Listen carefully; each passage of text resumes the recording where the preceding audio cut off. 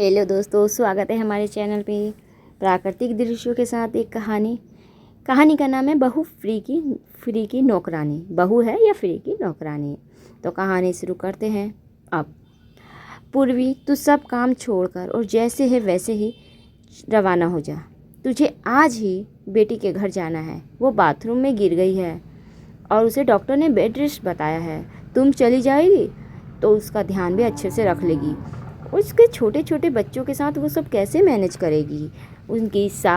पूर्वी की सास ने आदेश देते हुए कहा, लेकिन मम्मी जी, दीदी तो अकेली नहीं है।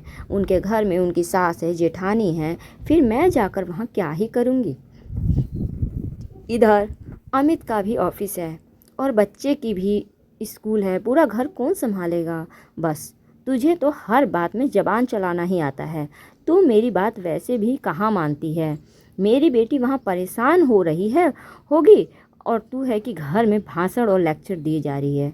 घर में चाहे सास या जेठानी हो, पर मायके वालों का भी तो कुछ फ़र्ज होता है ना। तू जाएगी तो थोड़ा काम करवा कर आ जाएगी तो अच्छा ही रहेगा ना। हमारी नाक ऊँची हो जाएगी। फिर मैं ये थोड़ा ना कह रही हूँ कि तू सुबह जाना और शाम तक आ जाना। वहाँ रोज़ थोड़ा बहुत उसके हिस्से का काम कर आना। अब तू वहाँ एक ही शहर में तो रहती है तो चली जाना और कुछ दिनों के बाद मैं आ जाना। तुझे तो पता है मेरी सहेली के बेटे की शादी है ना। मैं ना जाऊँगी तो वो बुरा मानेगी। अब पूर्वी मन में मन सोच रही थी, शादी ज़रूरी है या बेटी। लेकिन पूर्वी के पास कोई विकल्प नहीं था।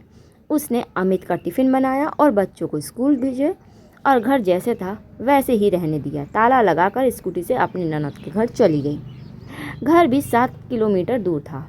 वहाँ जाते ही देखा कि दीदी बिस्तर पर लेटी हुई थी और घर की मेड काम कर रही थी। उसके जाते ही दीदी ने पानी को नहीं पूछा, बल्कि ये ऑर्डर दे दिया कि भाभी 1 गिलास पानी लेते आना और चाय बना दो मेरे लिए। अपनी बहू की भाभी को आता देखकर उसकी सास और जेठानी ने भी अब सारा काम छोड़ दिया। चाय से शुरू हुआ सफ़र रात के खाने पर ख़त्म होता है। अब पूर्वी ने सबको खाना खिलाया और अपने घर वापस आ गई। रात हो गई थी काफ़ी। बच्चों को उसकी सहेली ने रख लिया था और पता ही नहीं बच्चे दिन भर कैसे रहे होंगे, ये तो पता ही नहीं था। ननद के ससुराल का सारा काम निपटा कर आई, पर किसी ने ये नहीं कहा कि बच्चे और अमित के लिए खाना लिए जाओ। नहीं, उन्होंने तो सोचा ही नहीं, क्योंकि ये मेरे को फ़र्ज़ थोड़ा ना था। नौकर की तरह गई और नौकर की तरह आ गई। वहाँ जाकर खाना खाया। खाना बनाने में देर हो जाएगी। पूर्वी ने भी आते ही खिचड़ी बना दी। अब तो रोज़ सुबह होते ही सासू माँ फ़ोन कर देती और पूर्वी को दीदी के घर पर जाना ही पड़ता। दीदी भी बिस्तर पर लेटे लेटे रोज़ ससुराल वालों के लिए नए नए पकवान बनाने को कहती। 5 दिन तो पूर्वी चली गई, पर शनिवार का दिन था। शनिवार के दिन पूर्वी ने जाने से मना कर दिया, क्योंकि बच्चे और अमित की छुट्टी होती है। हाँ तो अच्छा है, जो छुट्टी रहती है तू खाना बना के रख जा। देख बहू, हम लड़की वाले हैं और बेटी के ससुराल जाकर उसके हिस्से का काम करना अब तेरी जिम्मेदारी है। मैं सहेली और बेटे की शादी होते ही आती हूँ। अमित, मैं थक गई हूँ। उस दिन पूर्वी बहुत ही दिल से रो पड़ी। भला ये कौन सा तरीका हुआ। मेरा भी घर है, मेरे भी बच्चे हैं, मेरे भी पति हैं। यहाँ भी काम करूँ और वहाँ भी। जोरू का गुलाम नहीं बन गई हूँ। कभी जाकर हालचाल पूछ लिया होता वो अलग बात थी, पर रोज़ जाना मुझे अच्छा नहीं लगता। मैं बच्चों और घर का ध्यान नहीं रख पा रही हूँ। और दीदी के तो घर में सास और जेठानी भी हैं, घर के काम के लिए नौकरानी भी हैं। फिर भी मेरा आना जाना ज़रूरी है क्या, सिर्फ अपनी इज्जत के लिए, नाम बड़ा ऊंचा करने के लिए। ये कहाँ का न्याय है। अमित क्या बोलता। शुरू से ही उसने अपनी माँ के आगे बोलने की हिम्मत नहीं की। तुम 2 दिन और संभाल लो, फिर सोमवार को तो मम्मी आ ही जाएंगी शादी को निपटा कर। पूर्वी चुप हो गई और मन मार के फिर वो 2 दिन और चली गई। अब सोमवार की सुबह ही उसकी सासू माँ आ गई और सीधे ही अपनी बेटी के ससुराल चली गई। वहीं से 1 घंटे बाद फ़ोन आया कि पूर्वी, बच्चों का कमरा थोड़ा मैनेज कर लेना। मैं दीदी के हैं अपने बेटी के वहीं लेकर आ रही हूँ। ये सुनते ही पूर्वी चौंक गई। आखिर वो दीदी को यहाँ लेकर क्यों आ रही है। उसके बच्चों की परीक्षाएं पास आ रही हैं। उसने अमित को फ़ोन किया, पर तब तक उसकी सासू माँ अपनी बेटी को लेकर निकल चुकी थी। घर लाकर वो अपनी बेटी की देखभाल में लग गई। अरे मैं वहाँ रुकती तो अच्छा लगता क्या, बेटी का घर है, मैंने सोचा यहीं पर ले आऊँ, इसकी देखभाल भी हो जाएगी, अच्छे से हो जाएगी और इज्जत की इज्जत बची रहेगी। इसकी सास और जेठानी को आराम भी मिल जाएगा। अब पूर्वी कल से दीदी के बच्चे भी स्कूल यहीं जाएंगे, उनका टिफ़िन भी बनाना और उन्हें स्कूल लेने और छोड़ने की जिम्मेदारी भी तुम्हारी है। उसकी सास ने पूरा आदेश दे दिया, पूर्वी को फरमान सुना दिया। अब पूर्वी समझ गई कि मम्मी जी वहाँ रुकती तो उन्हें काम करना पड़ता और इधर तो मैं मुफ्त की फ्री की नौकरानी मिली हुई हूँ जो सब काम कर देती हूँ। अब पूर्वी पे दोहरी जिम्मेदारी फिर से आ गई। एक तो पहले बहाना था कि शादी के बाद निपटा के माँ संभालेंगे, लेकिन अब सबका खाना बनाती, बच्चों को टिफ़िन, दूध, नाश्ता, स्कूल लेना छोड़ना जाना, काफ़ी काम करने लगे थे। उसकी सास और दीदी दिन भर बातें करती रहती थी। रोज़ खाने की नई नई फरमाइशें थी। एक दिन सास अपनी बेटी का बड़ा ख्याल रखा करती थी। उसको समय पर दवाई देना, चाय, नाश्ता, खाना खिलाने की जिम्मेदारी, सब कुछ। एक दिन पूर्वी थक कर चूर हो गई। उस पर रविवार को सारे ससुराल वाले की तबीयत पूछने आ जाते थे और खाना खाए बिना हिलते नहीं थे। किसी तरीके से 1 महीना निकला और दीदी अपने घर चली गई और सास भी वापस चली गई। कुछ महीनों बाद पूर्वी की स्कूटी चलाते वक्त एक्सीडेंट हो गया। उसके पाँव में फ्रैक्चर हो गया। डॉक्टर ने उसे बेड रेस्ट बता दिया। अब पूर्वी के सामने परेशानी ये आ गई कि वो क्या करे। बच्चों की भी जिम्मेदारी थी और फिर उसके पति की भी, घर की भी, सारी जिम्मेदारी तो पूर्वी पर थी। अब उसने अपने सास से, अमित से सारी खैर खबर लेती थी, पर कभी भी उसने पूर्वी की तबीयत नहीं पूछी। जब अमित ने आने को कहा तो उन्होंने मना कर दिया। मैं इतने दिन अपना घर छोड़कर वहाँ नहीं रह सकती मम्मी। मैं सोच रहा था कुछ दिनों के लिए दीदी को बुला लूँ, वो घर संभाल लेंगी, पूर्वी को आराम मिल जाएगा।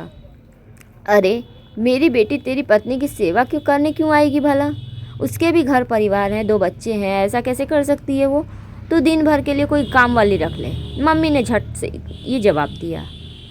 अब अमित ने कहा, माँ मेरी इतनी तनख्वाह नहीं है जो मैं दिन भर काम वाली रख सकूं। अमित ने कहा, अच्छा तो तू बहू की माँ है? अरे बहू की माँ कैसे आएगी, वो तो खुद बिस्तर पर पड़ी रहती है। देख ले बेटा, तुझे जैसा करना है कर, मैं तो नहीं आ सकती। गांव में कथा चल रही है, मैं तो रोज़ सुनने जाती हूँ। धर्म का काम छोड़कर नहीं आ सकती। कैसे आऊँ, पाप लगेगा मुझे। माँ की ये बातें सुनकर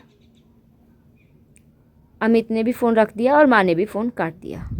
और अमित बहुत हैरान था। उसे अपनी मम्मी और दीदी से ऐसी उम्मीद नहीं थी। जब पूर्वी वहाँ जाकर सेवा कर सकती थी तो मम्मी और दीदी यहाँ आकर कुछ दिनों के लिए क्यों नहीं कर सकती थी? अब ये सारे सवाल उसके दिमाग में चक्कर खाने लगे। पूर्वी ने कुछ नहीं कहा। उसने ऊपर से काम के लिए मेड रख ली और खाना वो अमित मिलकर बना लेते थे। पूर्वी सब्जी और फल साफ करके काट देती थी और अमित रोटी बना देते थे।